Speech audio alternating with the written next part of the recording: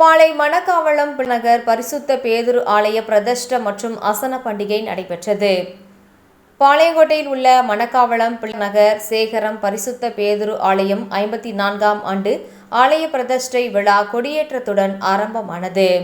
தொடர்ந்து தினமும் துதி ஆராதனை, கலை நிகழ்ச்சிகள், இன்னிசை நிகழ்ச்சிகள், கன்வென்ஷன், பண்டிகை ஆயத்த ஆராதனை நிகழ்ச்சிகள் நடந்தது.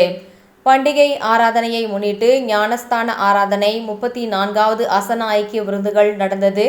இதில் ஏராளமான பொதுமக்கள் கலந்து கொண்டனர். ஏற்பாடுகளை சேகர தலைவர் ஆல்வின் பிரைட், சபை ஊழியர் தினகராஜ், சபையர், சேகர கமிட்டியினர் செய்திருந்தனர்.